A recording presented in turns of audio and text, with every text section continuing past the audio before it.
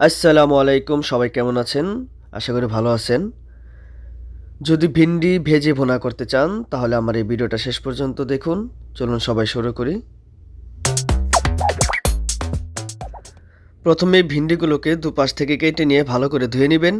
এরপরে একটু হলুদের গুঁড়া, একটু মরিচের গুঁড়া ও লবণ দিয়ে মিক্স করে নেবেন ভালোভাবে। দেখতে পাচ্ছেন আমি যেভাবে মিক্স করে নিয়েছি এভাবে করে নেবেন।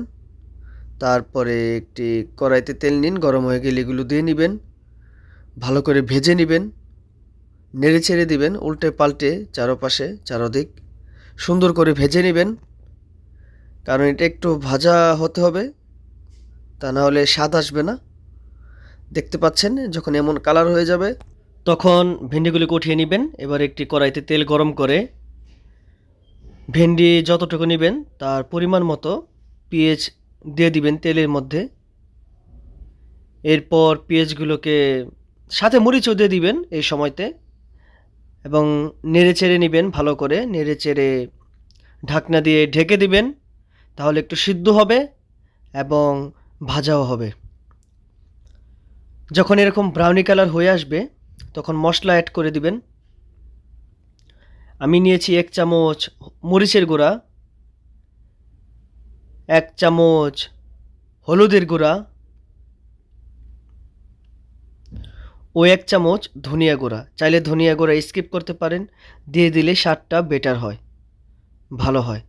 এখন নেড়ে চেড়ে নিন ভালো করে, নেড়ে চেড়ে এই সময় চুলার আঁচটা লো করে দিবেন, তা না হলে পুড়ে যাবে, লেগে যাবে। ভালো করে নেড়ে চেড়ে নিন।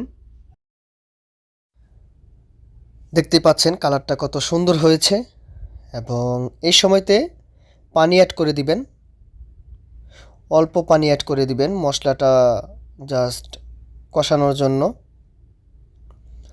এবং দেখবেন এরকম একটা কালার চলে আসছে, এই সময়তে টমেটো অ্যাড করে দিবেন। বেশি দেওয়ার প্রয়োজন নেই, অল্প একটু দিবেন, তাহলে একটা মজার স্বাদ আসবে। আর যখন এরকম হয়ে যাবে এই মুহূর্তে ভেজে রাখা ভেন্ডিগুলো দিয়ে দিবেন। ভেন্ডিগুলো দিয়ে ভালো করে নেড়ে চেড়ে নেবেন। রান্না করতে বেশি মশলার প্রয়োজন হয় না, যদি একটু সময় নিয়ে ভালো করে রান্না করতে পারেন। আলহামদুলিল্লাহ, দেখুন কি সুন্দর একটা কালার চলে আসছে। এখন পরিমাণ মতো পানি অ্যাড করে নিন। বেশি পানি দেওয়ার দরকার নেই, কারণ আমরা এই রান্নাটি বেশি ঝোল করব না।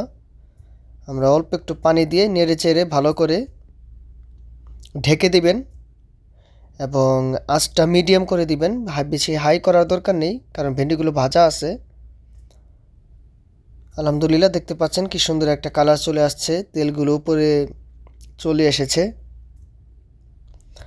মাশাল্লাহ, খুব সুন্দর কালার এসেছে। এবার শেষ পর্যায়ে আমাদের রান্নায় এই সময় এসে আপনারা ধনিয়া পাতা অ্যাড করে দিবেন। ধনিয়া পাতাটা অ্যাড করলে ভালো একটা সুঘ্রাণ আসবে। এবং কি আমাদের রান্না অলরেডি হয়ে গিয়েছে আলহামদুলিল্লাহ, দেখতেই পাচ্ছেন। সবাইকে ধন্যবাদ আমার ভিডিওটি প্রথম থেকে শেষ পর্যন্ত দেখার জন্য। চ্যানেলটা সাবস্ক্রাইব করে দিবেন। আসসালামু আলাইকুম সবাইকে।